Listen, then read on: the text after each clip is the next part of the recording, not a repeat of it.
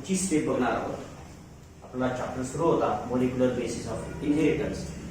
आपण इनहेरिटन्स मध्ये मॉलिक्युलर लेवलला काय गोष्टी इन्व्हॉल्ड असतात, what are the different processes which are involved in the especially transmission of characters from one generation to the other generation, and in that we have discussed about many different aspects: DNA, chromosome, and then we have also came to DNA replication.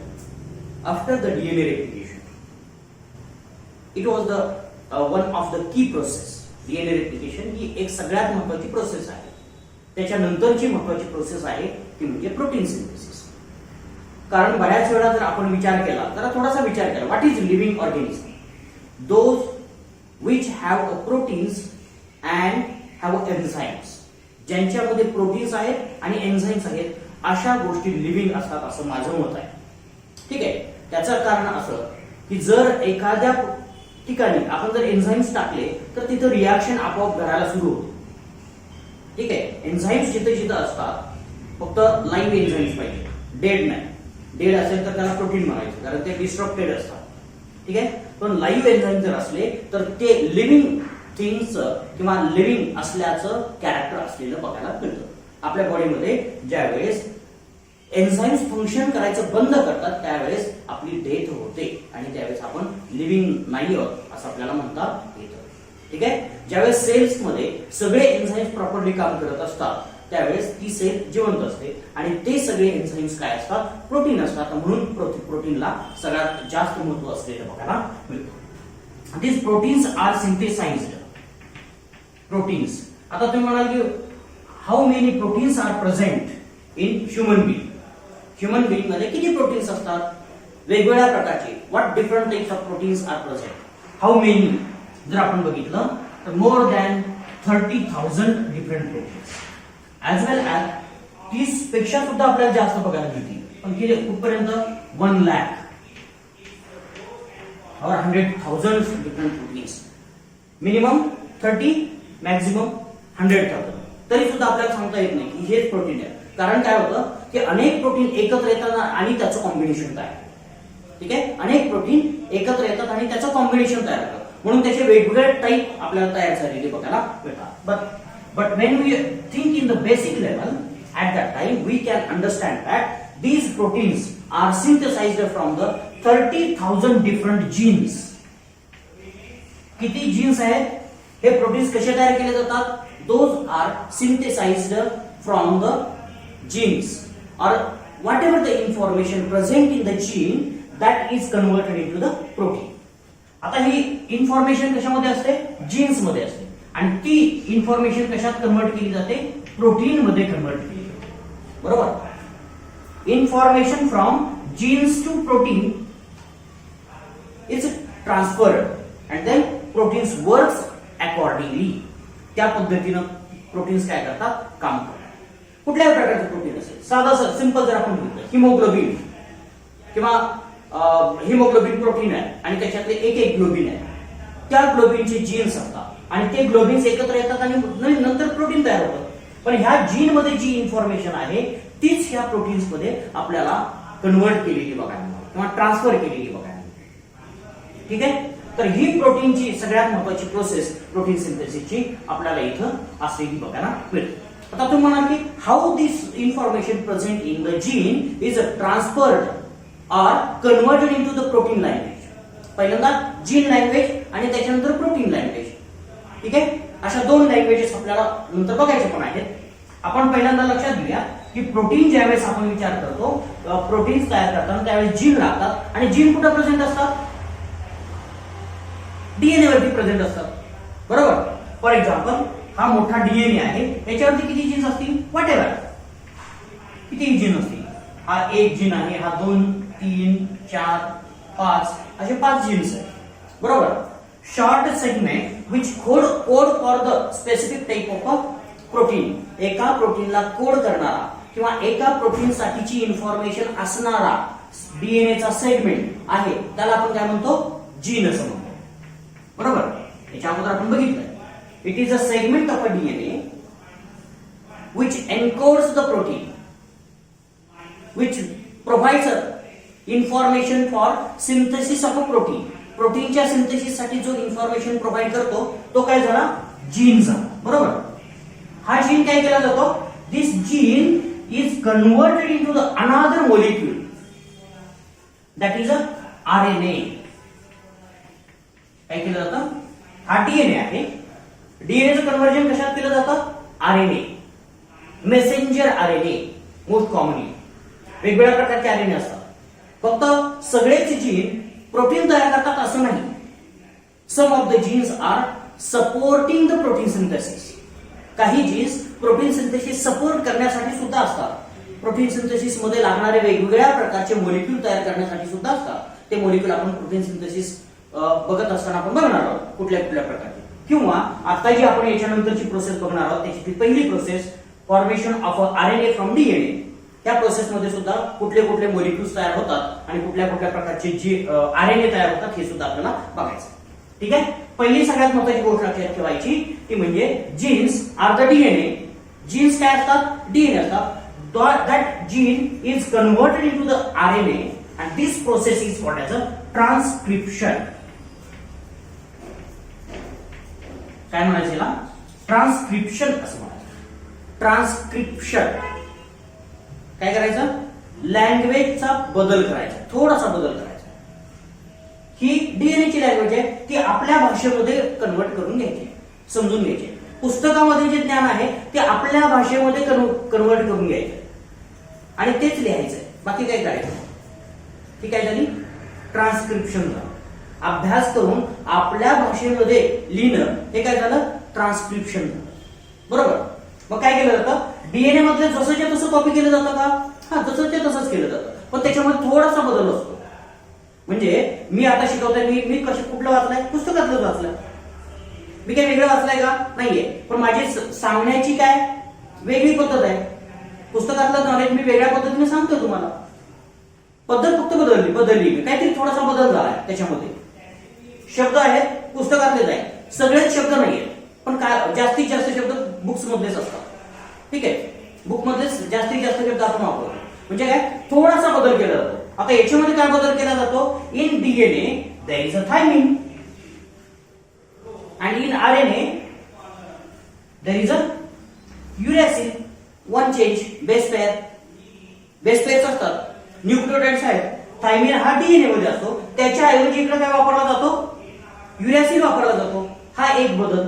दुसरा, इथं D sugars असतात, deoxy sugar असते, deoxy sugar असते. बरोबर. आणि इथं deoxy sugar नसते, एवढाच आहे. म्हणजे इथं डिऑक्सी रायबोज असते, डिऑक्सी रायबोज शुगर असते आणि इथं फक्त रायबोज असते. ठीक आहे. आरएनए मध्ये काय असते, रायबोज शुगर असते. एवढासा फरक आपल्याला इथं असलेला बघायला मिळतो. दोन फरक लक्षात ठेवायचे. In DNA there is a thymine and deoxyribose sugar.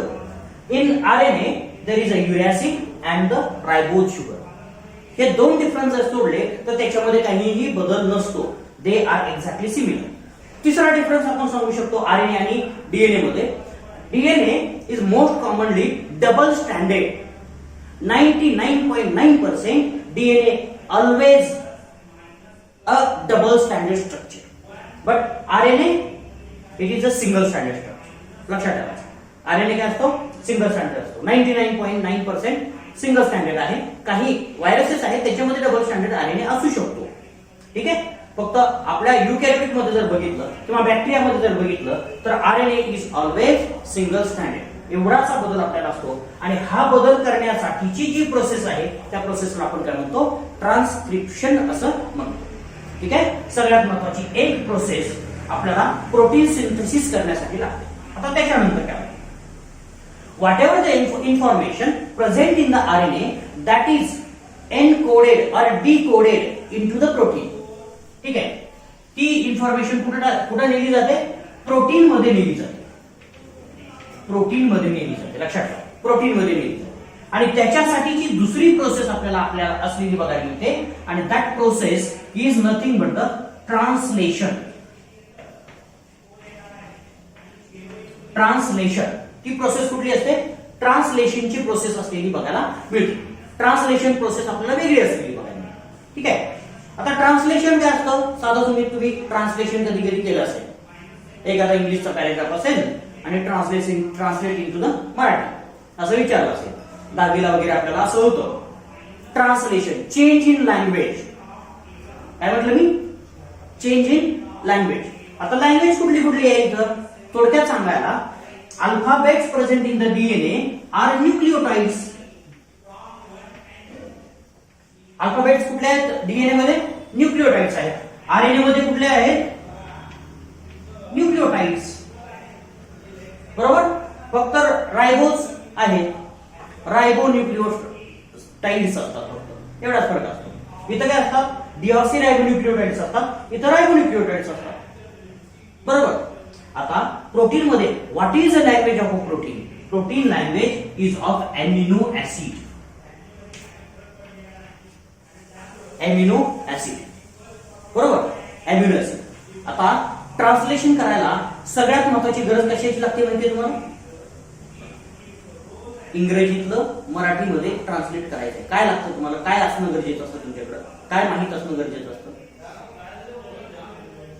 शब्दांचे अर्थ माहित असणं गरजेचं. शब्दांचे अर्थ कुठे मिळतात? बाजारात. कुठे मिळतात? डिक्शनरी. बरोबर. Very good. आता इथं काय असते? डिक्शनरी असते. बरोबर. डिक्शनरी कुठली? जेनेटिक कोडची डिक्शनरी. बरोबर. ती डिक्शनरी पण आपल्याला थोडक्यात बघायची. आता लगेच आपण बघणार प्रोटीन सिंथेसिस सुरू करायच्या अगोदर आपण ती पहिल्यांदा बघूया. आता पहिली प्रोसेस आपल्याला बघायची ती ट्रान्सक्रिप्शन. त्याच्याकडे जरासं जाऊया. आता हा जो पूर्ण पाथ आहे कुठला? DNA to RNA and RNA to protein. बघा, हा जो पूर्ण पाथ आहे, हा पाथ आपल्याला एका वेगळ्या पद्धतीने मांडलेला बघायला मिळतो आणि त्याच्यात दुसरी कॉन्सेप्ट आपल्याला सांगितली जाते किंवा सांगितलेली आहे ती म्हणजे सेंट्रल डोग्मा.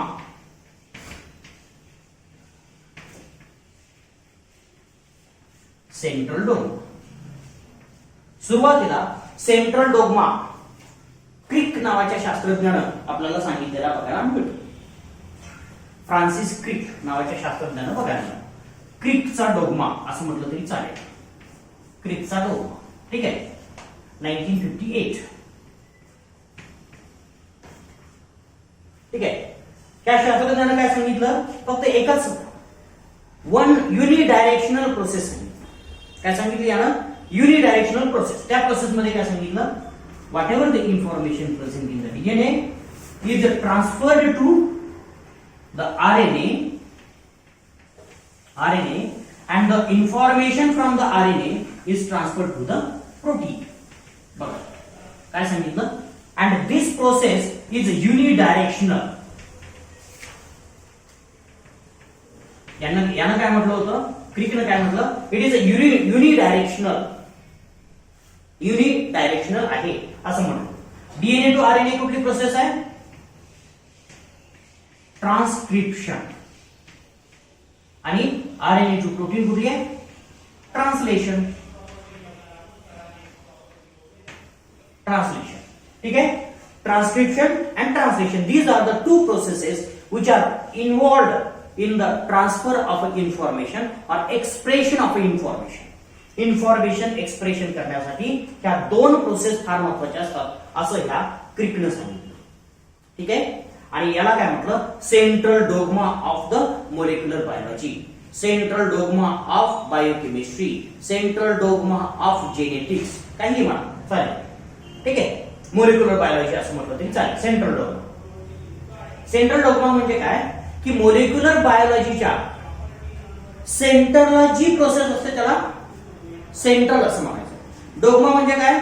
असं वाटत असतं. डोग्मा म्हणजे काय? एखादी गोष्ट आपण ऍक्सेप्ट केलेली आहे की ती होतच असते. एखाद्या गोष्टीमध्ये विश्वास असणं म्हणजे ते काय झालं? डोग्मा. एखादं तत्व आहे, त्या तत्वावरती विश्वास असतो. आपण म्हणतो ना सत्य बोलावं, हे काय फायद्याचं वगैरे काही नसतं, त्याच्यावर हे तत्व आहे आपलं, लक्षात ठेवा. खरं बोलणे हे तत्व आहे. आता किती जण खरं बोलतात, खोटं बोलतात, ते भाग वेगळा, त्यांचा भाग वेगळा असतो. पण हे काय तत्व आहे, ते डोग्मा आहे. तसं हे एक तत्व आहे. ठीक आहे. हे तत्व काय काय सांगतं, central to the molecular biology हे तत्व आहे. आणि या तत्वानुसार काय होतं, DNA is transferring information into the RNA, and then whatever the information present in the RNA, that is transferred into the protein, and then proteins are doing their own function. Whatever the function they are allotted, whatever the function they are prepared for, that function is performed by the protein. त्या प्रकारचं function protein करतात. आणि मग आपल्या लक्षात येतं साधं लक्षात ठेवा, प्रोटीन्स आपल्या बॉडीमध्ये प्रोटीन्स आहेत म्हणून आपण आहोत असं म्हटलं तरी चालेल. साधी प्रोसेस जर आपण बघायची, मी असा हात उचलतोय किंवा मी बोलतोय, तुम्ही ऐकताय, हे सगळं मसलवरती अवलंबून. मसल प्रोटीन असतं आणि त्या प्रोटीनला जर प्रॉब्लेम झाला तर आपण ऐकू शकत नाही, बोलू शकत नाही, काही नाही. गुजारिश नावाचा पिक्चर बघितलाय, गुजारिश जुना 2010चा वगैरे आहे तो पिक्चर, ऋतिक रोशनचा. पूर्ण बॉडी काम करत नाही, मसल काम करत नाही, मायस्थेनिया म्हणतात त्याला. ठीक आहे, म्हणजे मसल फंक्शनच करत नाही. प्रोटीन खराब झालं.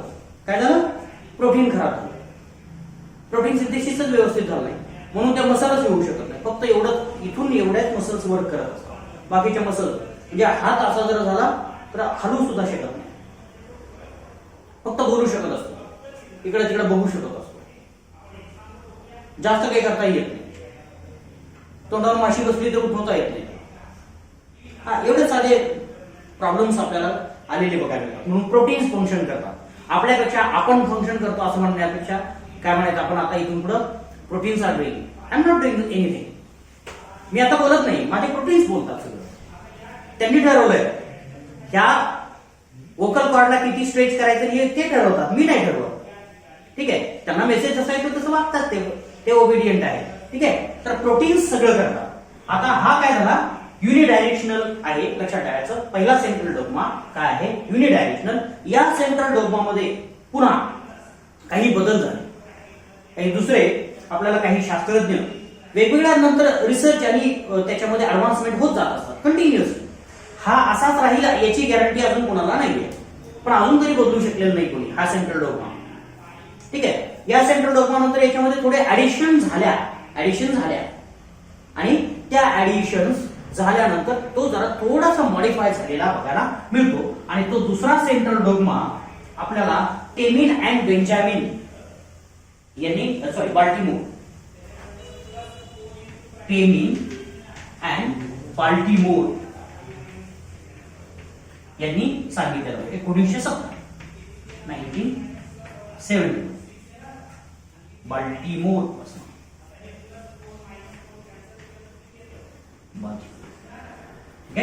टेमिन आणि बाल्टिमोर यांनी थोडासा बदल केला. काय बदल केला तोच मी लिहितो आणि मग तुम्हाला बदल सांगतो.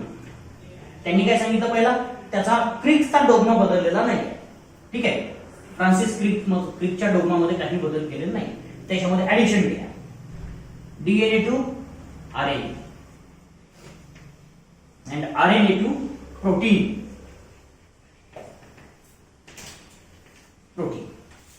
क्लियर. आता बघा त्यांनी काय सांगितलं, there is another process very much important in the central dogma is synthesis of a DNA from DNA. ती सुद्धा त्यांनी कशात घेतली, सेंट्रल डोग्मा मध्ये घेतली. हा रिसेंट सेंट्रल डोग्मा असं म्हणायचं किंवा central dogma of Temin and Baltimore. याच्यावर कसे प्रश्न विचारले जातील हे फक्त मी सांगणार, याच्यामध्ये काही जास्त बदल नाही. They also told that RNA can be converted into the DNA. Information also travels. बघा काय सांगितलं त्यांनी, it is the path of information, biological information. These all are the path of central dogma is a path of a biological information असं म्हटलं तरी चालेल. काय DNA information present in the DNA is transferred into the RNA through the process called as a transcription. Whatever the information present in the RNA is transferred into the protein through the process called as a translation. Clear? Now here the information is transferred in many different ways. One way is information from the DNA also transferred into the DNA. That's a replication. बरोबर. Clear. जे DNA ची information DNA मध्ये transfer करणं ही सुद्धा काय आहे, information path आहे. हा सुद्धा इन्फॉर्मेशनचा पाथ आहे. हा सुद्धा इन्फॉर्मेशन पुढे जाण्याचा मार्ग आहे. म्हणून त्यानं त्या केव्हिन आणि बाल्टिमोरनं काय केलं की त्याच्यामध्ये modification. This is also a part of a central dogma असं म्हणून सांगितलं. ठीक आहे. Replication what it do, the information from the parents is transfer to the offsprings, progeny. आपल्या आई वडिलांकडून आपल्याकडे कशी इन्फॉर्मेशन आली, through this replication. So it is a part of a central dogma. Second, as usual, DNA information present in the DNA is transferred into the RNA. That is a transcription. इथं सुद्धा तीच आहे transcription. RNA to protein translation. Now there is one more additional process.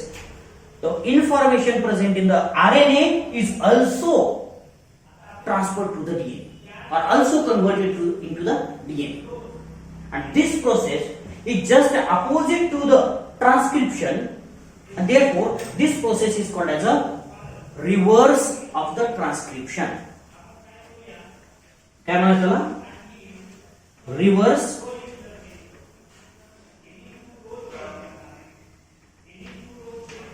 transcription.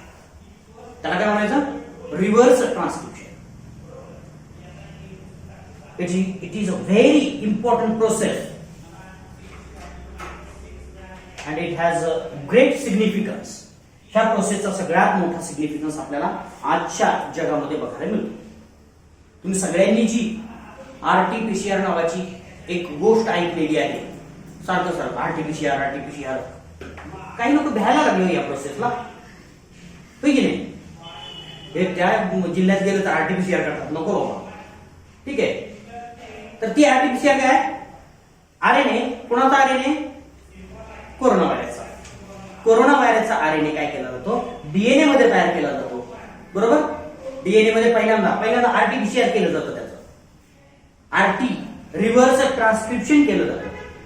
ठीक आहे. PCR म्हणजे काय, formation of copies of a DNA.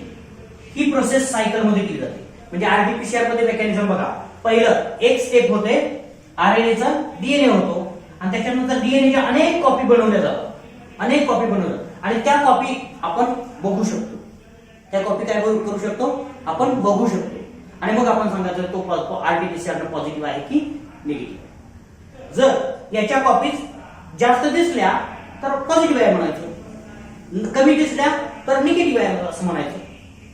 ठीक आहे. तर दिसल्या नाही तर आपण निगेटिव्ह आहे असं म्हणायचं. ठीक आहे. तर अशा प्रकारे आरटीपीसीआर ही की प्रोसेस आपल्याला आजच्या जगामध्ये असलेली बघायला मिळते. तर हा नवीन central dogma, current central dogma आपल्याला अशा प्रकारचा असलेला बघायला मिळतो. क्लिअर. आता दुसरी गोष्ट आपल्याला इथं लक्षात ठेवायला लागेल ती म्हणजे बऱ्याच वेळा प्रश्न विचारला जातो, विच ऑफ द फॉलोइंग, किंवा ही रिॲक्शन दिली जाईल, पूर्ण पाथवे दिला जाईल आणि खाली this is the central dogma of or this central dogma is proposed by असं दिलं आणि शास्त्रज्ञांची नावं दिली जाईल. बरोबर. फ्रान्सिस क्रिक फक्त दिलं जाईल, वॅटसन आणि क्रिक दिलं जाईल, केव्हिन आणि बाल्टिमोर दिलं जाईल, किंवा अजून काही कॉम्बिनेशन केली जाते. ठीक आहे. तर तुम्हाला लक्षात तसंच ही प्रोसेस दिली जाईल आणि त्याच्यानंतर is proposed by, this central dogma is proposed bye, ह्या कोणी सांगितला, म्हणून तीच ऑप्शन्स असतील आणि अशा पद्धतीने तुम्हाला वेगवेगळ्या पद्धतीनं आपल्याला हा सेंट्रल डोग्मा रिप्रेझेंट करायला सांगितला जाईल किंवा अंडरस्टँड करायला सांगितलं जाईल. आता इथे लक्षात ठेवायचं, हा युनिडायरेक्शनल आहे. पहिला सेंट्रल डोग्मा काय होता, युनिडायरेक्शनल आहे. आता हा काय आहे, बाय डायरेक्शनल आहे. ठीक आहे. किंवा मल्टी डायरेक्शनल आहे असं म्हणा. ठीक आहे. स्वतःकडून किंवा आरएनएचा डीएनए कडे उलट सुद्धा आहे. सगळ्या प्रकारच्या डायरेक्शन आपल्याला इथं बघायला मिळतील. सो बाय डायरेक्शनल और multidirectional central dogma is proposed by this Kevin and Baltimore. Clear. So this central dogma is the key process in the protein synthesis as well as expression of a character. कुठल्याही प्रकारचं character जर express करायचं झालं तर हा central dogma फार महत्वाचा असलेला बघायला मिळतो. ही गोष्ट पहिल्यांदा क्लिअर लक्षात ठेवायची. त्याच्यानंतर आपण पहिली प्रोसेस बघणार आहोत, that is a transcription. Clear? So the first important process towards the synthesis of a protein is the transcription or formation of a RNA from DNA. इथं आपल्याला RNA तयार केलेला बघायला मिळतो. कशापासून? तर DNA पासून. दॅट प्रोसेस, फर्स्ट प्रोसेस असं म्हणूया.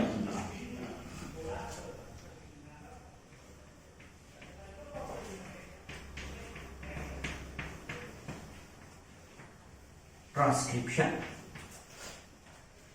It is a key process in the protein synthesis. सगळ्यात महत्त्वाचे. It is a formation of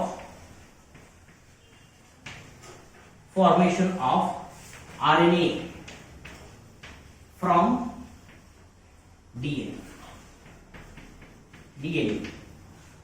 For this process, important enzyme is involved. And that is called as a RNA polymerase.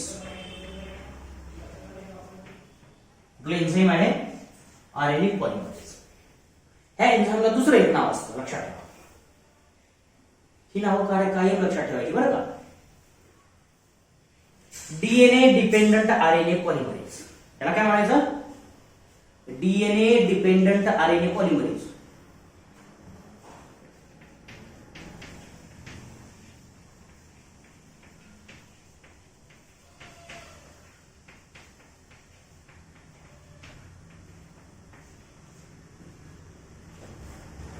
DNA dependent RNA polymerase because it uses a DNA for synthesis of a RNA. हा कशाचा वापर करतो RNA तयार करण्यासाठी? DNA चा वापर करतो. RNA dependent RNA polymerase पण असतात, म्हणून मी म्हटलं हा स्पेसिफिक लक्षात ठेवायचा. काल जसं सांगितलं DNA डिपेंडंट RNA पॉलिमरेज आणि RNA dependent RNA polymerase. Reverse transcription मध्ये काय होतं? RNA डिपेंडंट DNA पॉलिमरेज असतं. तसं इथं काय DNA डिपेंडंट RNA पॉलिमरेज आहे. ठीक आहे. RNA polymerase always involved in the synthesis of RNA. RNA च्या सिंथेसिस मध्ये जे इन्व्हॉल्व असतात, जो एन्झाइम इन्व्हॉल्व असतं, त्या एन्झाइमला काय म्हणायचं? RNA पॉलिमरेज असं म्हणायचं. व्हिच सिंथेसाइज द RNA तयार करणारं एन्झाइम RNA पॉलिमरेज. ते कुणाकडून इन्फॉर्मेशन घेतं त्याच्यावरून डिपेंडंट हा शब्द आहे. ठीक आहे. RNA कडून जर घेत असेल इन्फॉर्मेशन तर RNA डिपेंडंट म्हणा. DNA कडून इन्फॉर्मेशन घेत असेल कशासाठी? RNA तयार करण्यासाठी, तर DNA डिपेंडंट RNA पॉलिमरेज असं म्हणायचं. तर ह्या ट्रान्सक्रिप्शन मध्ये आपल्याला DNA dependent RNA polymerase involve असलेलं बघायला मिळतं. This important process of transcription occurs in a cell. सेलच्या आतमध्ये आपल्याला झालेली बघायला मिळते. In cell specially where DNA is present. DNA कुठे प्रेझेंट असतो? In prokaryotic sale.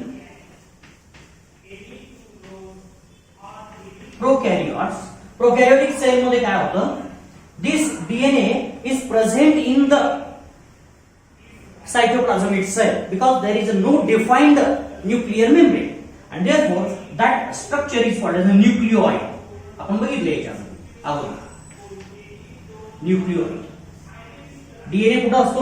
प्रोकॅरियोटचा न्यूक्लिओइड. Therefore this transcription occurs in the nucleoid. Transcription हे कुठे होतं? न्यूक्लिओइड or within the cytoplasm you can say. Cytoplasm itself. Nucleoid is present in the cytoplasm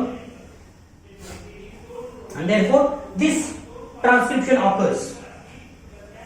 Location of a transcription असं म्हणा. हा महत्वाचा part आहे. बऱ्याच वेळा ट्रान्सक्रिप्शन ऑकर्स इन असा प्रश्न विचारला जातो. Where transcription is perform, where this RNA synthesis occurs, असे साधे साधे प्रश्न असतात. तर त्यावेळेस तुम्हाला सांगायला लागेल प्रोकॅरियोटिक जर विचारलं असेल तर न्यूक्लिओइड किंवा सायटोप्लाझम असं म्हणता येईल. युकॅरियोटिक मध्ये eukaryotes it occurs in the nucleus. nucleus and not in the cytoplasm. Or you can say nucleoplasm.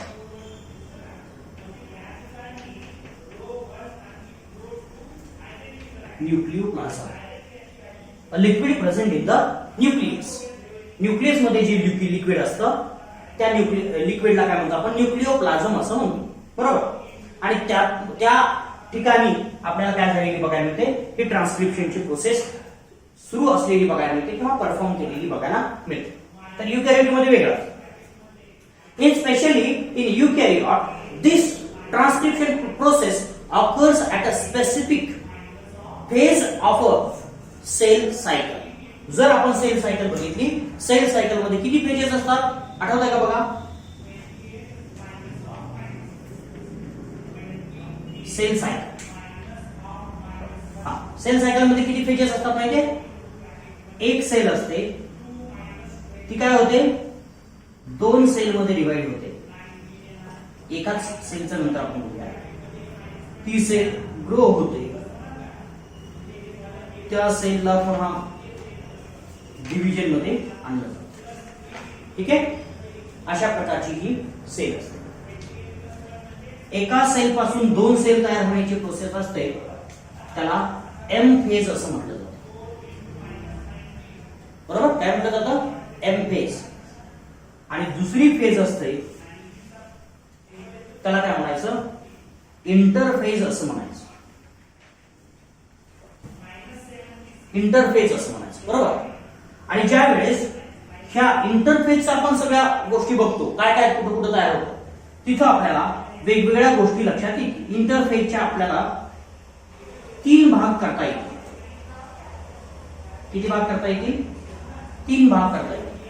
पहिला आहे G1 फेज, दुसरी आहे S फेज आणि तिसरी आहे G2 फेज. बरोबर. आता ह्या सगळ्या प्रोसेस कुठं कधी होतात हे आपल्याला इथं सांगतो. पहिल्या स्टेपमध्ये G1 फेज मध्ये काय होत असते, ट्रान्सक्रिप्शन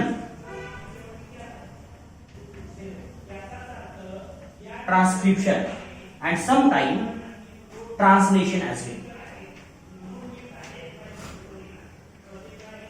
ट्रान्सलेशन, ह्या दोन्ही प्रोसेस होत असतात, एकाच वेळेस होत असतात.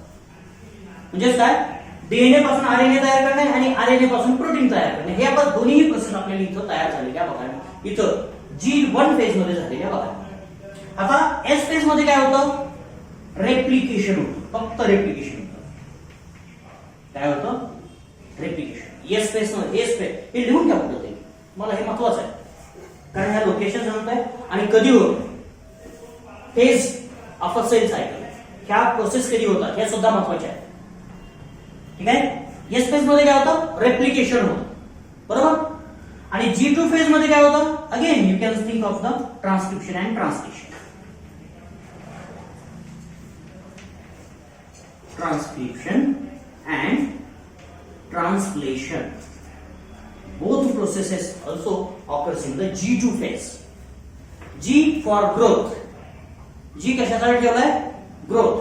S for synthesis, here DNA is synthesized, here there is a growth of a cell. Growth of a cell occurs only when there is a transcription and translation. बघा, translation आणि ट्रान्सक्रिप्शन ज्या ज्या वेळेस होत असतं त्या वेळेस आपल्याला G1 किंवा ग्रोथ फेज असलेली बघायला मिळते आणि ती दोन स्टेप मध्ये असलेली बघायला मिळते, G1 आणि G2. क्लिअर. तर अशा पद्धतीनं आपल्याला G1 आणि G2 मध्ये ट्रान्सक्रिप्शन प्रोसेस झालेली बघायला मिळते आणि प्रोटीन सिंथेसिस सुद्धा झालेलं बघायला मिळतं. क्लिअर. तर ह्या गोष्टी लक्षात ठेवा. आता एम फेज मध्ये मी काय सांगत नाही, there is only cell division. तिथं सेल डिव्हिजन होते, दोन सेल आहेत त्या डिवाइड होतात, दोन सेल मध्ये डिवाइड होतात. ठीक आहे, एक सेल असते ती दोन सेल मध्ये डिवाइड झालेली बघायला मिळते. तर अशा प्रकारची ही महत्वाची प्रोसेस आपल्याला असलेली बघायला मिळते. सेल सायकलच्या वेगवेगळ्या फेज मध्ये आपल्याला ह्या ट्रान्सक्रिप्शन आणि ट्रान्सलेशन झालेलं बघायला मिळतं.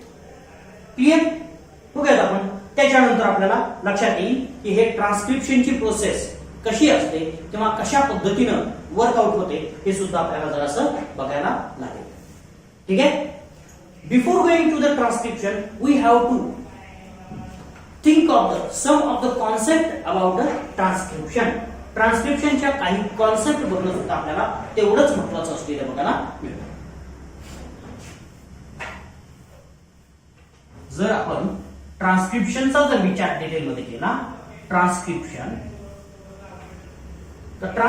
starts at a specific position or specific site on the DNA. DNA वरती ठराविक अशा ठिकाणी हे ट्रान्सक्रिप्शन स्टार्ट होतं and that transcription start site is called as a promoter.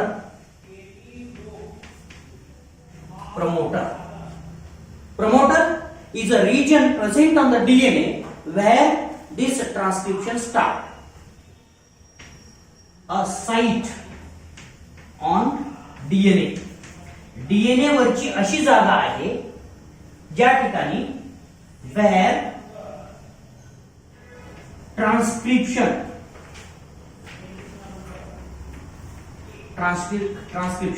starts.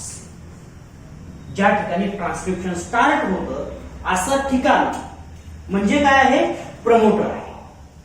बरोबर, प्रमोटर आहे. आणि ज्या दुसरा एक आपल्याला इथं वर्ड बघायचा आहे, terminator. It is a site on DNA. Site on DNA where transcription stops or end. ज्या ठिकाणी ट्रान्सक्रिप्शन एंड होतं किंवा स्टॉप होतं ते ठिकाण काय आहे? टर्मिनेटर आहे. लक्षात ठेवा, हे दोन शब्द कायम डोक्यात ठेवायचे. आता त्याचं सगळ्याचं डिस्क्रिप्शन आपल्याला बघायला लागेल. प्रमोटर्स काय असतात, टर्मिनेटर काय असतात, कुठं असतात, त्याच्या वेगवेगळ्या प्रॉपर्टीज काय असतात, ते आपल्याला जराशा बघायला लागतील.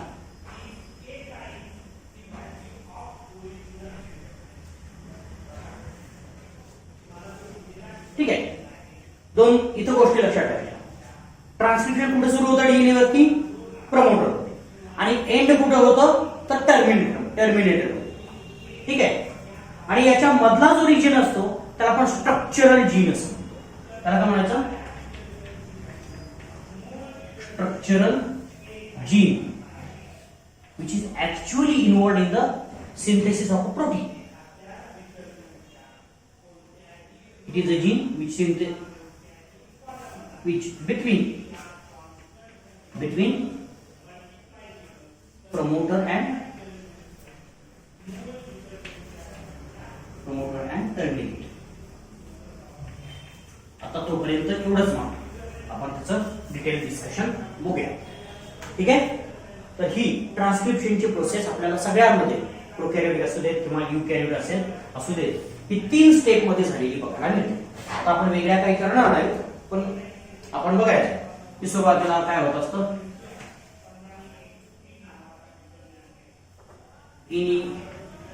इनिशिएशन असतं, दुसरी स्टेप असते इलॉंगेशन, आणि तिसरी स्टेप असते termination. The processes which occurs at a promoter region, those are the initiation.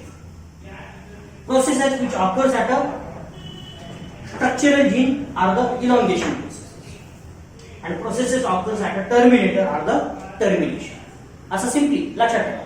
आता आपण ज्यावेळेस डिटेल मध्ये प्रत्येक स्टेप बघूया त्यावेळेस आपल्या लक्षात येईल. पहिल्यांदा इनिशिएशन बघूया, म्हणजे मी त्याला थोडंसं जे आपल्या बुक मध्ये दिलेलं नाही तर त्या पण तरीही मी त्याला डिव्हिजन करणार आहे. इनिशिएशनची प्रोसेस कुठली आहे आणि त्याच्यानंतर इलॉंगेशनची कुठली आहे आणि त्याच्यानंतर टर्मिनेशनची कुठली आहे हे आपण बघूया. पहिल्यांदा आपण त्याच्यातला सगळ्यात महत्त्वाचा जो रिजन आहे तो कुठला आहे? प्रमोटर रिजन आहे. ठीक आहे, it is a region present at the 3' end of the non coding strand असं म्हणा. काय 3' प्राइम इट इज प्रेझेंट, कुठं प्रेझेंट असतो? 3 prime end of coding strand.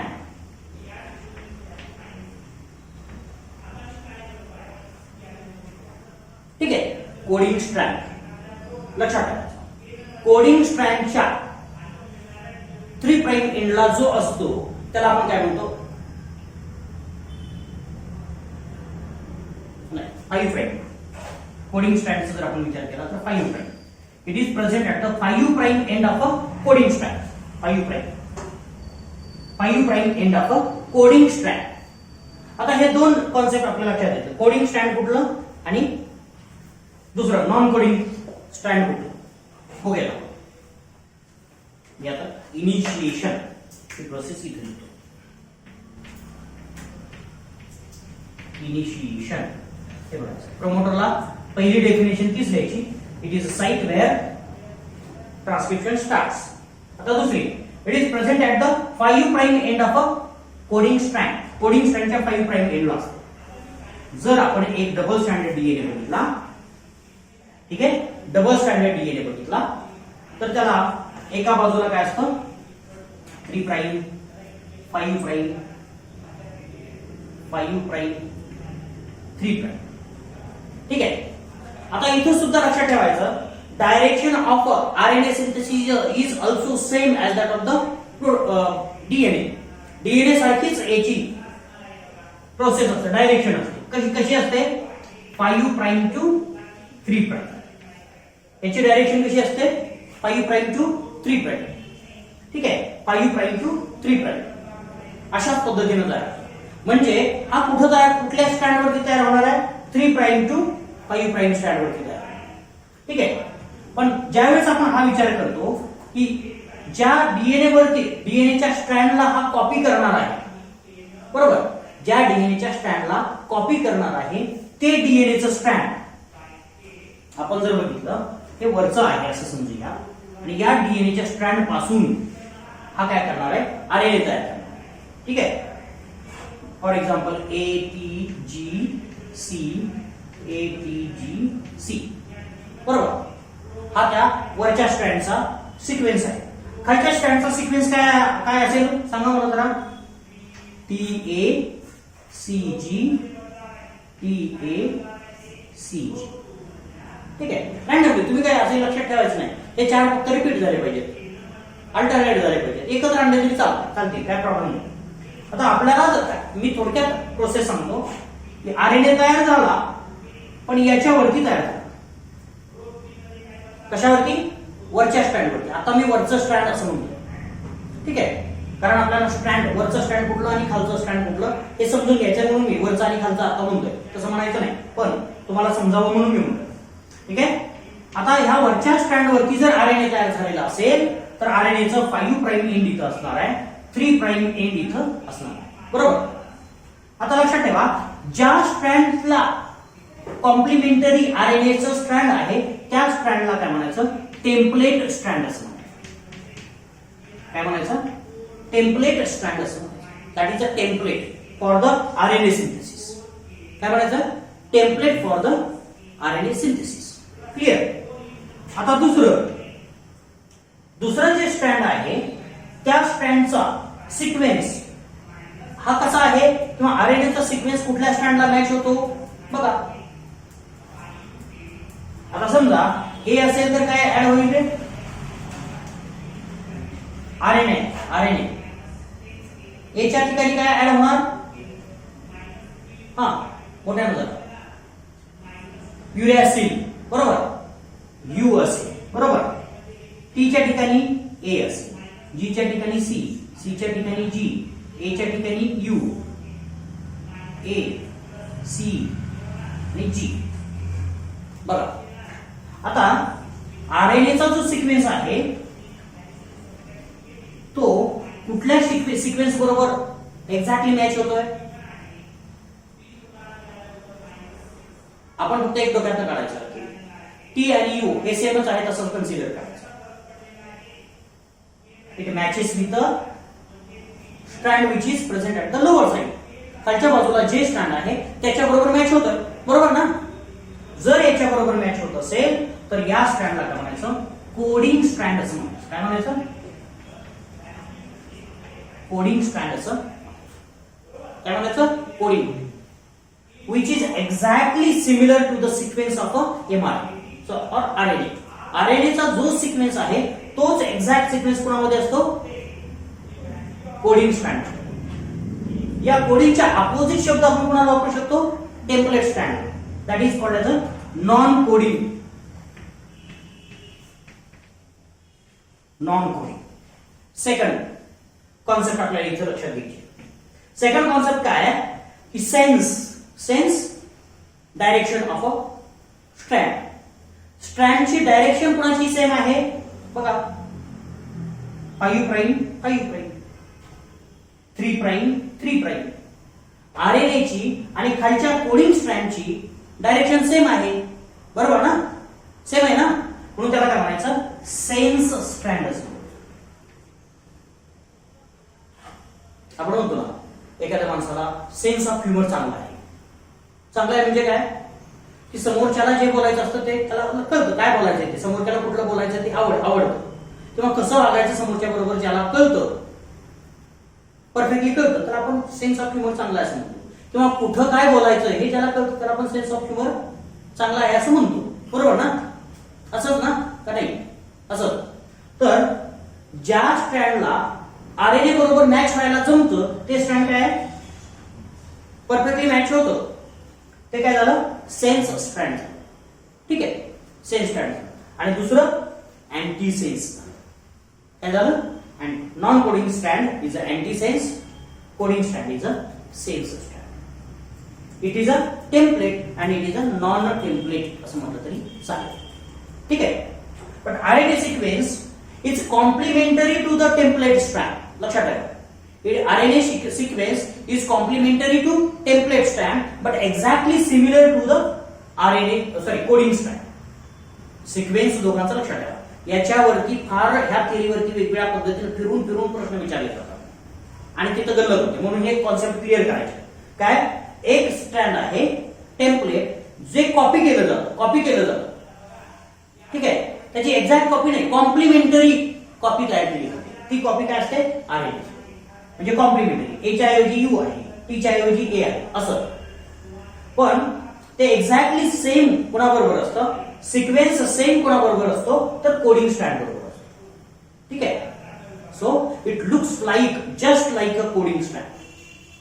हे जसंच्या तसं coding, it will not pair with a coding strand. Coding strand बरोबर pair होत नाही, पण पेअर कोडिंग स्ट्रँड बरोबर ते असतं. म्हणून आपण काय म्हटलेलं आहे, आपण इथं ह्या सगळ्या गोष्टीसाठी आपण डेफिनेशन याची फायनल करतोय, म्हणून आपण काय केलं, हे कॉन्सेप्ट अगोदर समजून घेतले. आता प्रमोटर कुठं असतो, 5 prime end of a coding strand. Coding स्ट्रँडचा 5 प्राइम एंड आहे, त्या ठिकाणी जो रिजन असेल कुठलाही असू द्या. कधी कधी काय होतं, आता आपण वरती घेतलेलं आहे नॉन कोडिंग स्ट्रँड आणि खाली काय घेतलंय, कोडिंग स्ट्रँड घेतलंय, पण आपण हे वरती सुद्धा घेऊ शकतो, डझंट मॅटर. पोलॅरिटी अशी ठेवू शकतो आपण, पोलॅरिटी म्हणजे इकडे 5 प्राइम खालच्या स्ट्रँडचं, त्याच्याऐवजी मी असं जरी केलं तरी चालेल. 5 प्राइम 3 प्राइम 3 प्राइम 5 प्राइम असं केलं तरी चालेल, मला काही प्रॉब्लेम नाही. त्यावेळेस माझं कोडिंग स्ट्रँड कुठे जाईल, वरती जाईल आणि नॉन कोडिंग खाली येईल, डझंट मॅटर. म्हणून लक्षात ठेवायचं की अशा प्रकारच्या जरी आपण मॉडिफिकेशन केले रिप्रेझेंटेशन मध्ये तरी सुद्धा आपल्याला लक्षात यावं, म्हणून आपण काय म्हणतो. मग अशा वेळेस तुम्ही काय म्हणणार, समजा मी आता ह्या स्ट्रँडला कोडिंग म्हटलं आणि याला नॉन कोडिंग म्हटलं, तर माझा प्रमोटर कुठं असेल, याला कोडिंग म्हटलं आणि याला नॉन कोडिंग म्हटलं, तर या बाजूला प्रमोटर असेल, बरोबर. क्लिअर, लक्षात ठेवायचं. प्रमोटर कुठं असतो तर कोडिंग स्ट्रँडचं 5 प्राइम एंड आहे तिकडं कोण असतो, प्रमोटर असतो. ही प्रमोटरची लोकेशन फक्त कायम लक्षात ठेवायची. कधी कधी तुम्हाला डायग्राम पण दिली जाईल आणि त्या डायग्राम मध्ये विचारलं जाईल की where is the promoter, which of the region is the promoter. ABCD दिलं असेल, कुठला रिजन हा प्रमोटर आहे, आयडेंटिफाय करा. त्यावेळेस तुम्हाला लक्षात आला पाहिजे, पटकन लक्षात आला पाहिजे. कोडिंग स्ट्रँडचा जो पार्ट आहे आणि त्याचा 5 प्राइम एंड आहे त्या बाजूचा जो रिजन आहे त्याला काय म्हणायचं, प्रमोटर रिजन असं म्हणायचं. क्लिअर. आता दुसरी गोष्ट, promoter region is a specialized region which allows the binding of the RNA polymerase enzyme. It allows the binding of RNA polymerase enzyme. ज्या ठिकाणी RNA polymerase बाइंड होतं ते प्रमोटर्स. लक्षात ठेवा, त्याचं काय काम नसतं. त्याचं काय काम असतं माहितीये का, हँडल सारखं काम असतं. त्या ठिकाणी काय करायचं, आरएनए पॉलिमरेज येणार आणि बाइंड कुठे होणार, प्रमोटरला. First binding site of RNA polymerase is always the promoter. ती एक गोष्ट लक्षात ठेवायची. म्हणजे समजा आता आपण हे स्ट्रँड समजून घेतले, पण आपण जर स्ट्रक्चर, जर जीनचं स्ट्रक्चर जर पहिल्यांदा समजून घेतलं तर आपल्याला लक्षात येईल. काय लक्षात येईल आपल्याला, बघा हा एक जीन आहे, डीएनए आहे, सेगमेंट ऑफ अ डीएनए. मी काय म्हणतोय, segment of a DNA. Doesn't matter, 5 prime 3 prime 3 prime 5 prime. ठीक आहे. आता मी कोडिंग स्ट्रँड वरच घेणार.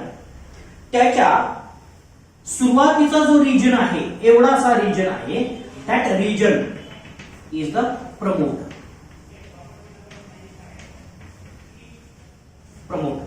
And promoter is not copied into the RNA. Remember, promoter हा कॉपी केला जातो का RNA मध्ये, केला जातो. तो कशासाठी वापरला जातो, फक्त आणि फक्त ह्या सगळ्या गोष्टी करण्यासाठी. काय, RNA पॉलिमरेज बाइंड होणार, RNA पॉलिमरेज घट्ट बाइंड होणार. Because RNA polymerase have affection to the promoter. प्रमोटरला बाइंडिंग होण्यासाठी त्याच्यामध्ये वेगवेगळ्या प्रकारचे अॅमिनो ऍसिड असतात. कुणामध्ये, RNA polymerase. RNA polymerase can't bind to the other side than the promoter. Promoter शिवाय दुसऱ्या ठिकाणी कुठेही RNA polymerase बाइंड होऊ शकत नाही, स्टार्ट करू शकत नाही. ते फक्त आणि फक्त, आणि RNA polymerase are very specific to the specific type of a promoter. Promoter नुसार ते स्पेसिफिक सुद्धा असतात. लक्षात ठेवायचं, RNA polymerase ते की असतात, त्याच्यामध्ये वेगवेगळ्या प्रकारचे प्रोटीन पण असतात. ठीक आहे. So what it do, whatever the RNA polymerase is there, that comes and binds to this promoter region. Promoter region म्हटलं आपण. ठीक आहे. आणि हे काय आहे, RNA polymerase. RNA polymerase always binds to the promoter. मग काय होतं, this RNA polymerase goes from the 5 prime to 3 prime direction. ठीक आहे. त्याची डायरेक्शन कशी असेल, अशी असेल. बरोबर. आता लक्षात ठेवा, हा झाला प्रमोटर. पण प्रमोटर पासूनचा दुसरा म्हणजे काय, कोडिंग स्ट्रँडच्या 3 प्राइम एंडला अजून एक रिजन असतो. त्या रिजनला आपण काय म्हणणार आहोत, टर्मिनेटर असं म्हणणार. काय म्हणणार आहोत, टर्मिनेटर. टर्मिनेटर ज्या ठिकाणी गेल्यानंतर आरएनए पॉलिमरेज डीएनए ला बाइंड झालेलं जसं त्या तसं राहू शकत नाही, त्याला वेगवेगळं कारण टर्मिनेशन प्रोसेस मध्ये आपल्याला लक्षात येईल. ते काय होतं, रिलीज होतं. Where from this it is a region, terminator is a region where RNA polymerase is removed from the DNA. RNA polymerase is removed from the DNA. RNA polymerase bind at a promoter. RNA polymerase released at a terminator. Clear? लक्षात ठेवा. आणि मधला जो region आहे त्याला काय म्हणायचं, structural जी. Structural जी. ठीक आहे. आता दुसरी गोष्ट, त्याचा जो सुरुवातीचा after the promoter there is a start of a gene, structural G. पहिला जो न्यूक्लियोटाइड, पहिला न्यूक्लियोटाइड. आता कोडिंग स्ट्रँडचा जर आपल्याला नॉन कोडिंग स्ट्रँडचा जर बघितला, ए जर असेल तर कुठून प्रमोटर नंतरचा पहिला न्यूक्लियस इथं काय असतो, स्टार्ट असते. इथं काय असते, start of the transcription. Start of the transcription. ट्रान्सक्रिप्शनचा स्टार्ट असतो. ठीक आहे. ट्रान्सक्रिप्शनचा काय असतो, स्टार्ट असतो. आता दुसरी गोष्ट लक्षात ठेवायची, whatever the region which are present before the start of the transcription, ट्रान्सक्रिप्शनच्या अगोदरचं जे सगळे रिजन असतात त्यांना काय म्हणायचं, upstream region.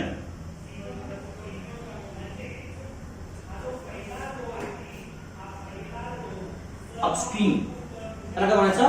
Upstream. 5 prime to the star. स्टारच्या 5 प्राइमला कोडिंग स्टँडचं लक्षात ठेवतो आपण. लक्षात ठेवायचं कोडिंग स्टँडला आपण काय करतो? सेंटरला मानतो. स्टार्ट रिजनच्या किंवा स्टार्ट पॉइंटच्या 5 प्राइम एंडला किंवा 5 प्राइम बाजूला किंवा सरळ लक्षात ठेवा. जर प्रमोटर किंवा ट्रान्सक्रिप्शन प्रोसेस डावीकडून उजवीकडे जाणार असेल किंवा ज्या ठिकाणाहून ज्या ठिकाणी जाणार असेल डावीकडून उजवीकडे, तर डावीकडचा जो भाग आहे त्याला अपस्ट्रीम असं म्हणतात. नदीसारखं. नदी कशी वाहते? वरून खाली वाहते.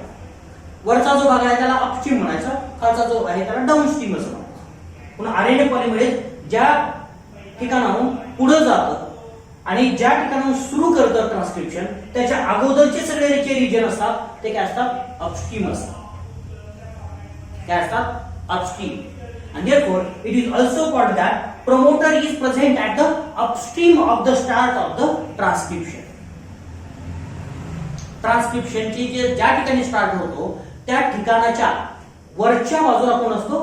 प्रमोटर असतो. काय असतं? प्रमोटर असतो. आता याला भरपूर वेगवेगळ्या पद्धतीने आपल्याला अंडरस्टँड करता येईल. वेगवेगळ्या पद्धतीने आपल्याला लक्षात घेता येईल. अपस्ट्रीम अगोदर.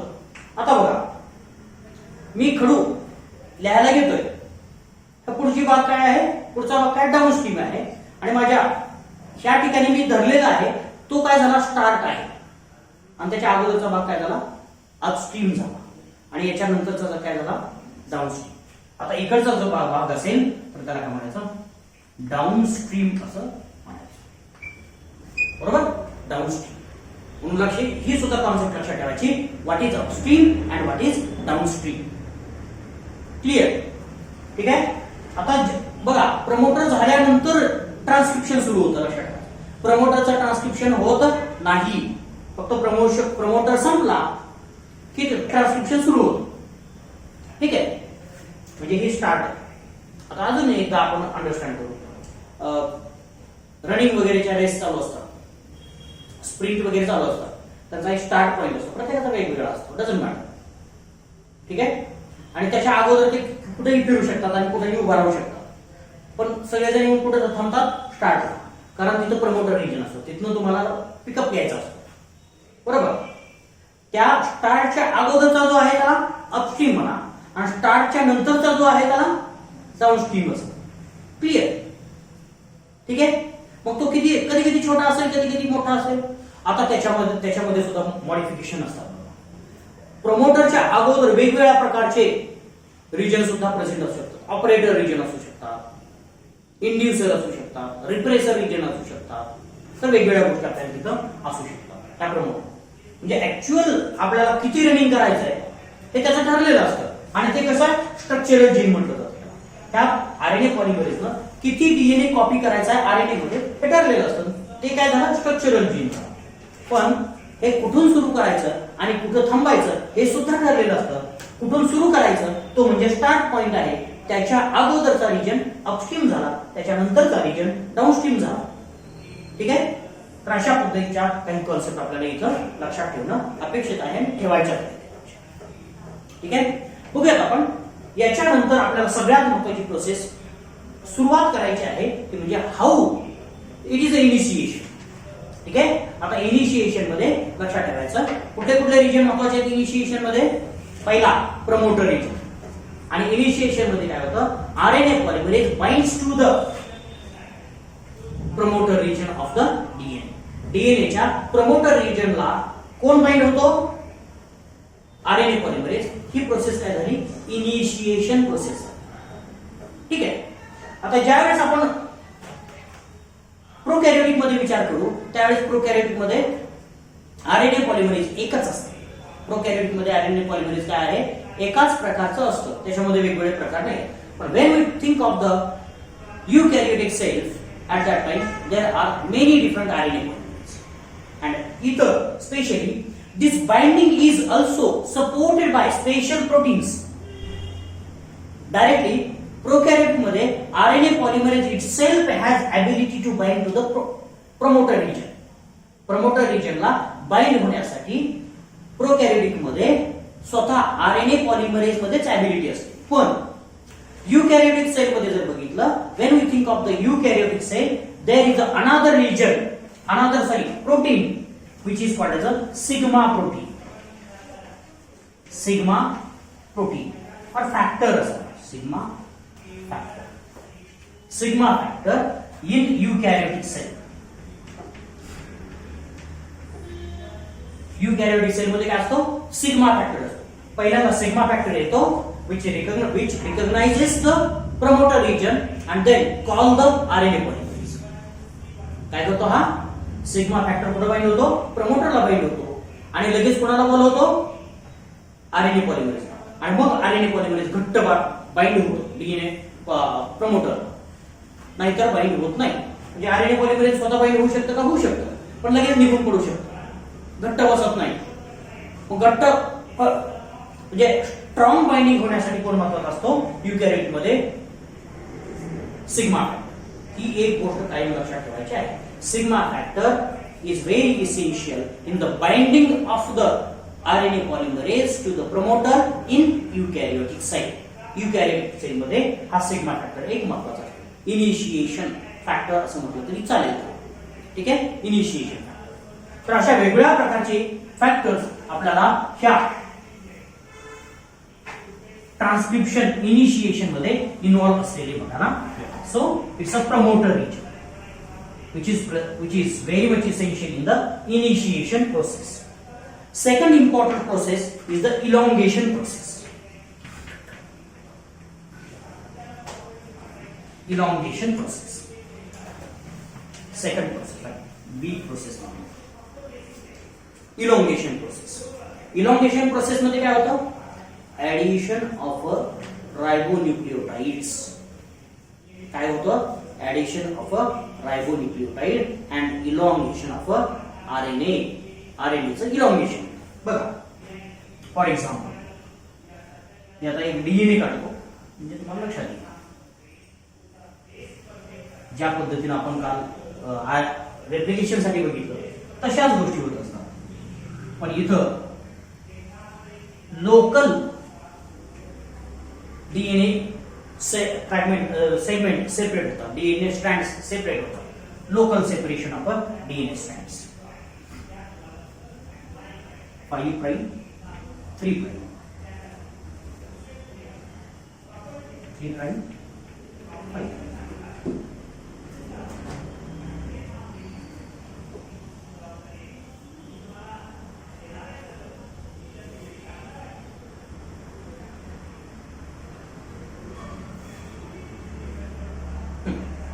बघा, इथं प्रमोटर रिजन, कुठं प्रमोटर रिजन आहे? इकडे बघा, हा रिजन प्रमोटर रिजन, बरोबर? प्रमोटर रिजन आहे. वरचं स्ट्रँड आहे कोडिंग स्ट्रँड, खालचं स्ट्रँड आहे टेम्पलेट स्ट्रँड. त्यानंतर मी वरचं स्ट्रँड कोडिंग स्ट्रँड, खालचं टेम्पलेट स्ट्रँड, बरोबर? आता काय होतं? RNA polymerase binds to the promoter region. काय होतं? RNA polymerase binds to the promoter region. आणि त्याच्यामध्ये लगेच काय होतं? एक इम्पॉर्टंट प्रोसेस होते.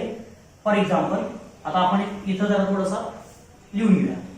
ATGC TAGCT, बरोबर?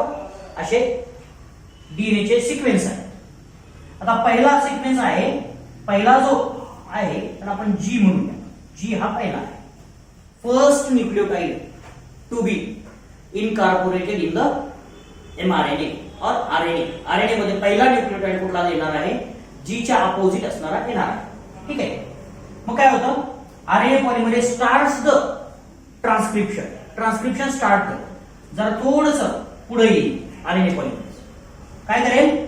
ज्यावेळेस पुढे येईल, बघा मुद्दामून काढून पुन्हा करतो. त्याच्या ऍक्टिव्ह साइटला जर न्यूक्लियोटाइड आला, फर्स्ट न्यूक्लियोटाइड आला, स्टार्ट न्यूक्लियोसाइड, प्रमोटर संपल्या जो पहिला न्यूक्लियोटाइड असतो तो स्टार्ट न्यूक्लियोटाइड असतो किंवा फर्स्ट न्यूक्लियोटाइड असतो. ठीक आहे, लगेच जी च्या अपोजिट कोण ऍड होणार आहे? इथं आपल्याला वेगवेगळ्या प्रकारचे रायबो न्यूक्लिओटाइड्स प्रेझेंट असतील. रायबो न्यूक्लिओटाइड्स प्रेझेंट असतील. न्यूक्लियोसाइड ट्रायफॉस्फेट्स. न्यूक्लियोसाइड ट्रायफॉस्फेट UO4 ठीक आहे. रायबो न्यूक्लियोटाइड ट्रायफॉस्फेट म्हणजेच काय?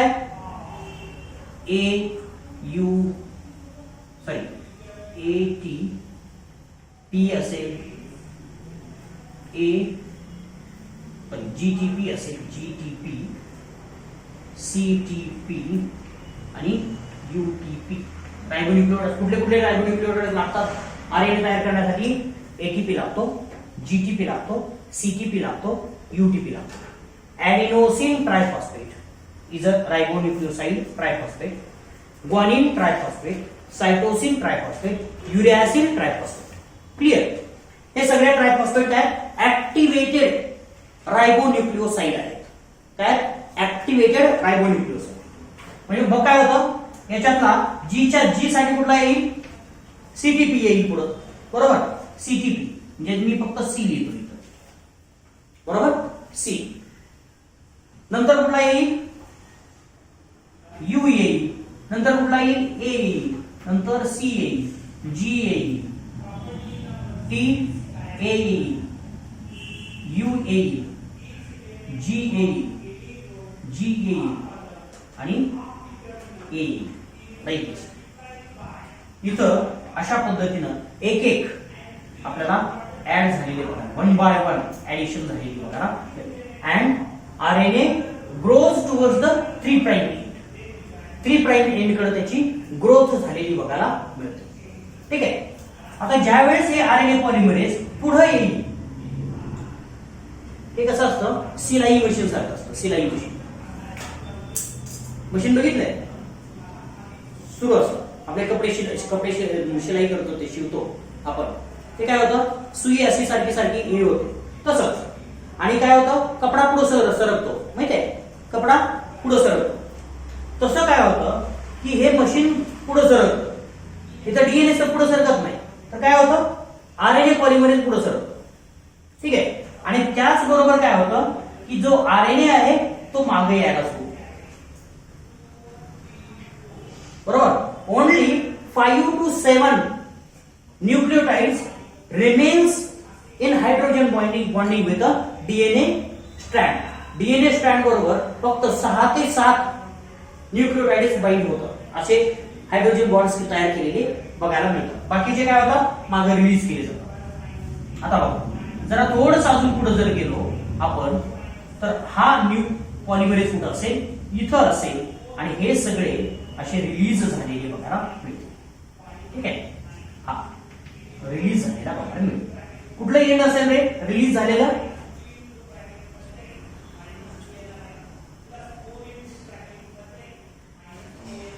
कुठलं एंड पहिल्यांदा बाहेर येईल?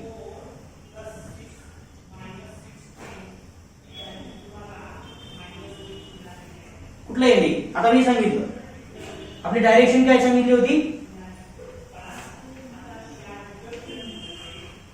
कुणाची? RNA सिंथेसिसची. पण पहिल्यांदा बाहेर जे एंड आलेलं ते कुठल्या सेलचं असेल? त्याला एंड कुठलं एंड म्हणायला लागेल आपल्याला का नाही? बघा इथं बघा की दिसतंय की तुमच्या समोर दिसतंय. कुठलं एंड म्हणायला लागेल? हा, it is a 5 prime end which comes first out of the RNA polymerase. RNA polymerase मधून पहिलं एंड कुठलं बाहेर येतं? तर 5 प्राइम. कारण त्याचं असं की 3 प्राइम एंडला नवीन न्यूक्लियोटाइड ऍड केले जातात. कुठल्या एंडला नवीन न्यूक्लियोटाइड अटॅच केले जातात? Always to the 3 prime end. कारण तेच आहे जे DNA रेप्लिकेशन मध्ये सांगितलं. Because it needs a free OH group which is present only at a 3 prime end. And therefore, nucleotides are always attached to the 3 prime end. 3 prime end लाच attached केले. तर अशा पद्धतीनं आपल्याला हे अशी आरएनए ची चेन ग्रो झालेली बघायला मिळते. तर अशा पद्धतीनं आपल्याला आरएनए बाहेर आलेला बघायला मिळतो. आणि this process is the elongation process. या प्रोसेसला काय म्हणायचं? इलॉंगेशन प्रोसेस असं म्हणायचं. आणि ह्या ज्या वेळेस हे दोन्ही न्यूक्लियोटाइड्स एकत्र येतील त्यावेळेस त्यांच्यामध्ये आपल्याला काय केलेलं बघायला मिळतं? फॉस्फोडायस्टर बॉन्ड इंट्रोड्यूस केलेला बघायला मिळतो. आणि अशा पद्धतीनं आपल्याला ही आरएनए ची इलॉंगेशन प्रोसेस झालेली बघायला मिळते. आणि हा असाच पुढे येईल. आता जर आपण याला पूर्ण क्लीन केला आणि त्याच्यानंतर जर आपण बघितलं त्याच्यामध्ये काय काय गोष्टी आपल्याला असतात, तर हा पूर्ण रेप्लिकेट झालेला असेल. Immediately after the replication transcription झाल्या आता इथं आलेला आहे आणि हा इथपर्यंत आहे, बरोबर. आणि आरएनए पॉलिमरेज कुठे आहे? इथं आहे. आणि immediately here is the termination region. ठीक आहे, termination region most commonly is containing the poly A region. कुठला रिजन असतो? तिथं अनेक ऍडिनोसिन रेसिड्यूज प्रेझेंट असतात. मग अनेक ऍडिनोसिन रेसिड्यूजच्या पुढे काय होईल? जर ऍडिनोसिन रेसिड्यूज असतील डीएनए वरती तर आरएनए मध्ये काय होईल? अनेक यू ऍड होतील, बरोबर. यू अनेक युरॅसिल पॉलीयुरॅसिल ऍड झालेले बघायला मिळते. आता पॉलीयुरॅसिल जर ऍड झालेले असतील तर त्यांच्यामध्ये काय होतं? Immediately it becomes a U shaped structure. म्हणजेच आरएनए बरोबर काय होतो? पेअरिंग करायला लागतो. आणि त्याच्यामुळे इथं काय होतं? लूप तयार होते आणि इमिडिएटली हा आरएनए बाजूला येतो, बाहेर येतो, टर्मिनेट होतो. आणि आरएनए बाजूला आला की आरएनए पॉलिमरेज रिमूव्ह होतो आणि that process is the termination. म्हणजेच तिसरी प्रोसेस आपल्याला काय असलेली बघायला मिळते? टर्मिनेशन. टर्मिनेशन मध्ये काय होतं? बघा, टर्मिनेशन रिजन मध्ये जर हा डीएनए पॉलिमरेज आला तर काय होतं? DNA polymerase is removed from the DNA. RNA is also removed. हा आरएनए आणि हा पूर्ण बाजूला काढलेला बघायला मिळतो. आणि आपल्याला हा जे काही बॉन्ड्स असतील हायड्रोजन बॉन्ड्स ते सुद्धा ब्रेक होतात आणि RNA get separated from the DNA. And therefore, now there is a completion of a transcription. And after the completion of a transcription, immediately this DNA becomes coiled. लगेच मागं जर ही पुढे चाललेली असेल प्रोसेस तर लगेच मागं कॉइलिंग सुरू होते. And DNA polymerase itself has the ability to remove the coiling for a specific region. थोड्याशा रिजन मध्ये आरएनए पॉलिमरेज काय करतं? त्यांना सेपरेट करतं. आणि ते रिजन झाले की मागं पिरियड पडला तर काय हरकत नाही, त्याला काही घेणं नसतं. त्याच्यासाठी थोडासा ट्रान्सक्रिप्शन बबल तयार केला जातो, ट्रान्सक्रिप्शन रिजन तयार केला जातो आणि तिथं ट्रान्सक्रिप्शन केलेलं बघायला मिळतं. तर अशा पद्धतीनं आपल्याला टर्मिनेशन स्टॉप झालेलं बघायला. क्लिअर? लक्षात राहील. आता आपल्याला लक्षात दुसरी एक गोष्ट घ्यायला पाहिजे. कुठल्या प्रकारचे वेगवेगळ्या प्रकारचे पॉलिमरेज एन्झाईम सुद्धा याच्यामध्ये इन्व्हॉल्व असतात इलॉंगेशन. ह्या आरएनए सिंथेसिस मध्ये जर बघितलं तर टर्मिनेशनच्या काही इलॉंगेशन मध्ये अजून काही आपल्याला पॉइंट इलॅबोरेट करायला लागणार आहेत. इन प्रोकॅरियोटिक सेल,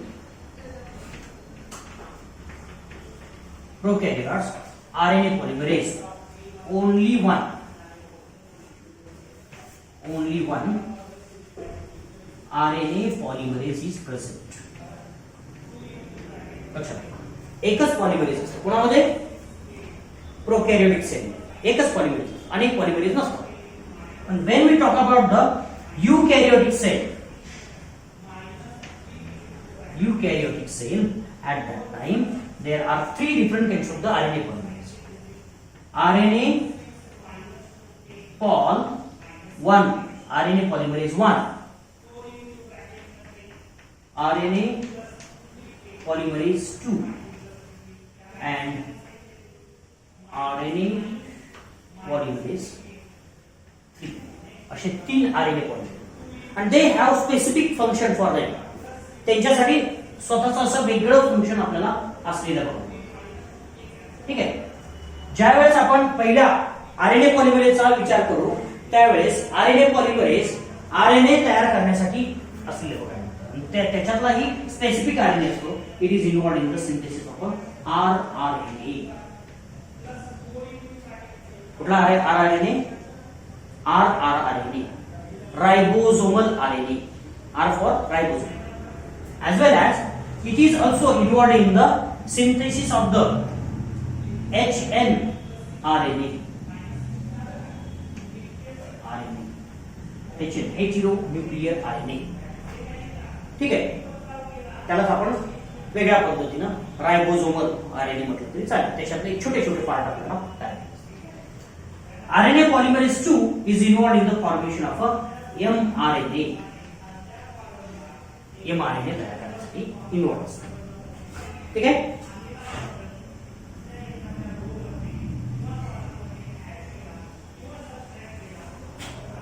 आरआरएनए, ठीक आहे. एचएनआरएनए वरती न खाली एमआरएनएचा प्री व्यू किंवा प्रो आरएनए एमआरएनए जो असतो त्यालाच आपण एचएनआरएनए, हेटेरोजिनस न्यूक्लियर आरएनए. ठीक आहे. आणि RNA polymerase 3 is involved in the formation of a tRNA and small nuclear RNA, snRNA. बघा, RNA polymerase 1 involved in the formation of rRNA, RNA polymerase 2 involved in the formation of mRNA. mRNA च modification, mRNA हे कोणाचं modification असतं? HNRNA च modification असतं. कारण त्याचं आपल्याला बघायचं, ती सुद्धा प्रोसेस बघायची. त्याला पोस्ट ट्रान्सक्रिप्शनल मॉडिफिकेशन असं म्हणतो, ते आपण बघणार आहोत. RNA polymerase 3 is involved in the formation of tRNA and snRNA. ठीक आहे. जर आपण याच्यामध्ये प्रोकॅरियोटिक सेल मध्ये विचार केला तर एकच आरएनए पॉलिमरेज हे सगळे तयार करतं. त्याच्यामध्ये सुद्धा आरआरएनए असतात, त्याच्यामध्ये सुद्धा एमआरएनए असतात, त्याच्यामध्ये सुद्धा टीआरएनए असतात. पण हे सगळे एकाच आरएनए पॉलिमरेज पासून तयार केले जातात किंवा एकच आरएनए पॉलिमरेज हे सगळे तयार करू शकतात. फक्त युकॅरियोट मध्ये मात्र हे आपल्याला स्पेशलाइज्ड असलेले बघायला मिळतात. त्याचंही कारण वेगवेगळं आहे. कारण आपल्याला प्रोकॅरियोटिक मध्ये कमी प्रोटीन्स असतात, प्रोकॅरियोटिक मध्ये कमी फंक्शन्स असतात, प्रोकॅरियोटिक मध्ये जीन सुद्धा फार कमी असतात. त्याच्यामुळे त्यांना एवढ्या जास्त डिव्हिजनची गरज पडत नाही. पण ह्युमन बिंग मध्ये किंवा युकॅरियोटिक सेल मध्ये जर बघितलं तर आरएनए सुद्धा जास्त प्रकारचे लागतात किंवा टीआरएनए सुद्धा जास्त प्रकारचे लागतात, आरआरएनए भरपूर लागतात. त्याच्यामुळं आपल्याला स्पेशलाइज्ड प्रोटीन्स इथं किंवा स्पेशलाइज्ड एन्झाइम्स इथं असलेले बघायला मिळतात. तर त्याच्यामुळं आपल्याला प्रोकॅरियोटिक आणि युकॅरियोटिक मध्ये वेगवेगळ्या प्रकारचं इलॉंगेशन मेकॅनिझम असलेलं बघायला मिळेल.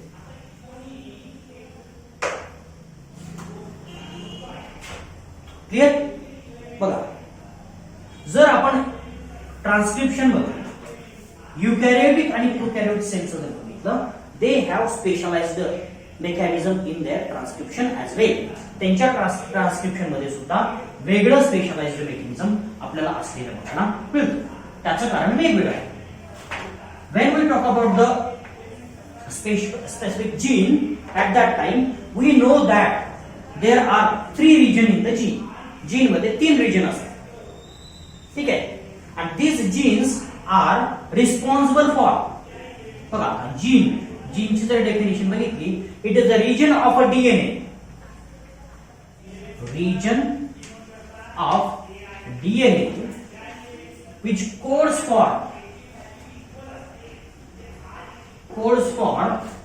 आता बघायचं काय काय तयार करतात ते. आपण बघितलं आरएनए पॉलिमरेज काय तयार करतात? आरआरएनए, बरोबर. आरआरएनए, टीआरएनए किंवा mRNA.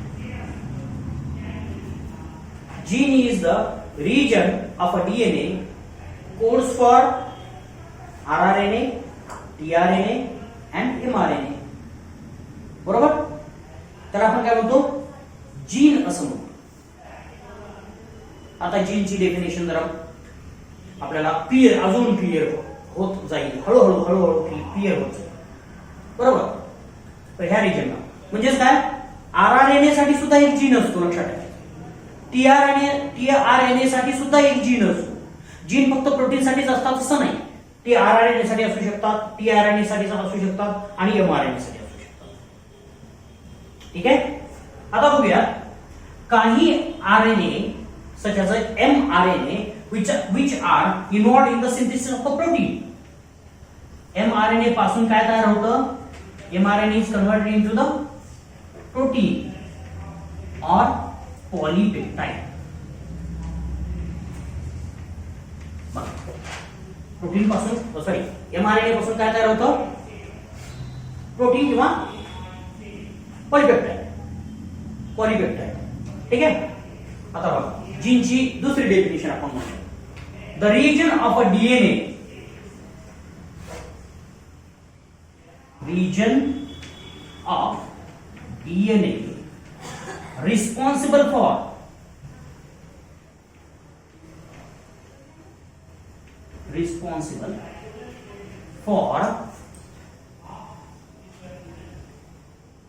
peptide synthesis, polypeptide synthesis, polypeptide synthesis is called as the cistron.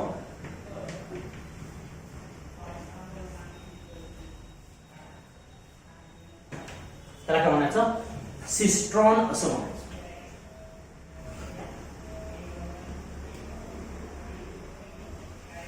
आता तीन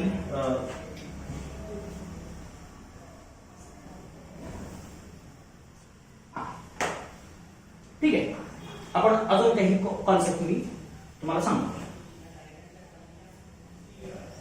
एक आहे रेप्लिकॉन. कदाचित मी सांगितली नाही असं मला वाटतं. रेप्लिकॉन, जो रिजन रेप्लिकेट होतो त्याला काय म्हणायचं? रेप्लिकॉन. ज्या रिजनचं रेप्लिकेशन होतो त्याला काय म्हणायचं? रेप्लिकॉन असं. रिजन बीइंग रेप्लिकेटेड, डीएनए चा रिजन जो रेप्लिकेट होतो त्याला काय म्हणायचं? रेप्लिकॉन असं म्हणायचं. ठीक आहे. आता दुसरा ट्रान्सक्रिप्टॉन.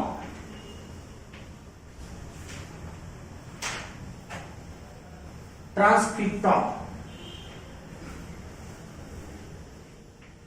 region being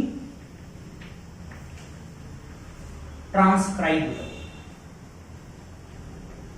जो रिजन ट्रान्सक्राइब होतो ट्रान्सक्रिप्शन मध्ये त्याला काय म्हणायचं?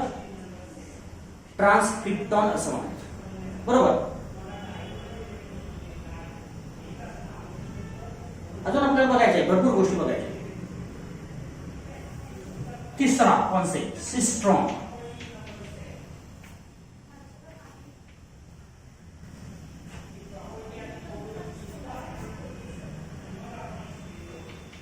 region being translated. काय म्हणतो मी?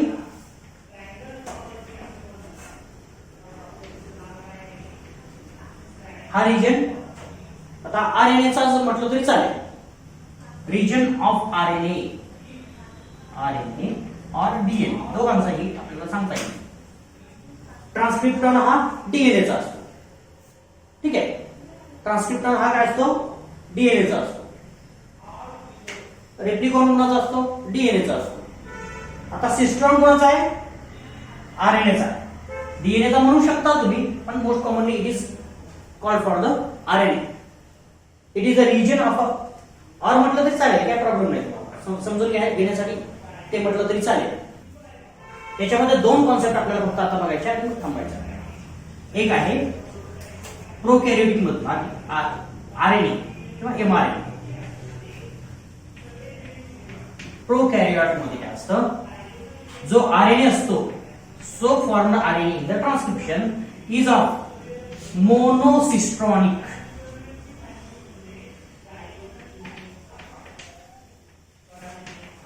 त्याला काय म्हणायचं? मोनोसिस्ट्रॉनिक आरएनए असतो. कोणाचा? प्रोकॅरियोटचा. का मोनोसिस्ट्रॉनिक म्हणायचं?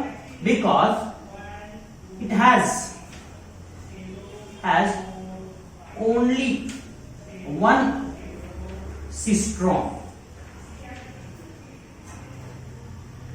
आता दुसरी डेफिनेशन मी सिस्ट्रॉनची सांगणार आहे. Cistron is a region of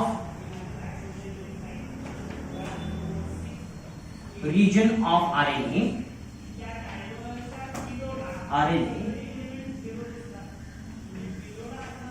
codes for single protein.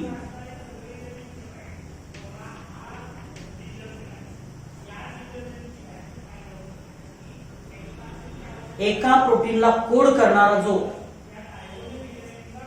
Region आपल्याला आरएनएचा असलेला बघायला मिळतो त्याला काय म्हणायचं, सिस्ट्रॉन असं म्हणायचं. आणि एकच सिस्ट्रॉन जर असेल तर त्याला काय म्हणायचं, मोनोसिस्ट्रॉनिक आरएनए. काय म्हणायचं, मोनोसिस्ट्रॉनिक आरएनए असं म्हणायचं. बघा काय म्हटलं मी, cistron is a region which codes for the single protein. Single protein साठी कोड करणारा जो आरएनएचा रिजन आहे त्याला आपण काय म्हणतो, सिस्ट्रॉन असं म्हणतो. आणि एकच सिस्ट्रॉन जर असेल तर त्याला मोनोसिस्ट्रॉनिक असं म्हणायचं. आणि ही कंडिशन कोणामध्ये असते, प्रोकॅरियोटिक मध्ये असते. एका आरएनए पासून एकच प्रोटीन तयार होतो. आता दुसरी गोष्ट त्याच्यामध्ये, there is no interruptions in between the structural gene. आता कोडिंग जर आपण जीन बघितला किंवा आरएनए बघितला, आरएनएचं स्ट्रक्चर जर असं बघूया, 5 प्राइम 3 प्राइम सिंगल स्ट्रँड आहे, बरोबर, सिंगल स्ट्रँडेड आहे. इथं एक रिजन आहे, बाकीचे कॅपिंग वगैरे अजून बघायचं आपल्याला. मॅच्युअर्ड आरएनए सांगत नाही, आता फक्त आरएनए सांगतो. याच्यामध्ये काय असतं, some regions are there in the eukaryotic cell. Some regions are coding which codes for the protein. Some regions are non-coding. काय असतात, काही कोडिंग असतात, काही नॉन कोडिंग असतात. कोडिंग जे आहेत त्याला काय म्हणायचं, एक्झॉन्स असं म्हणायचं. एक्झॉन कोडिंग रिजन असतात त्याला काय म्हणायचं, एक्झॉन असं म्हणायचं. नॉन कोडिंग असतात त्याला काय म्हणायचं, इंट्रॉन असं म्हणायचं. इंट्रॉन. आणि मग काय असतं, coding regions are interrupted by. आता त्याच्यानंतर दुसरा कोडिंग असतो, कोडिंग रिजन्स, बरोबर, दुसरा कोडिंग असतो. म्हणजे एक्झॉन इंट्रॉन असं चाललेलं असतं. त्याची साईज कमी जास्त असू शकते, डझंट मॅटर.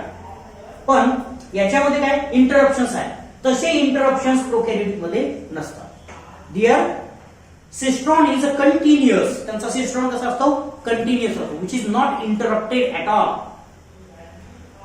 आणि एकाच जीनला एक्सप्रेस करतो, एकाच प्रोटीनला एक्सप्रेस करतो, म्हणून तो काय झाला, मोनोसिस्ट्रॉनिक एमआरएनए.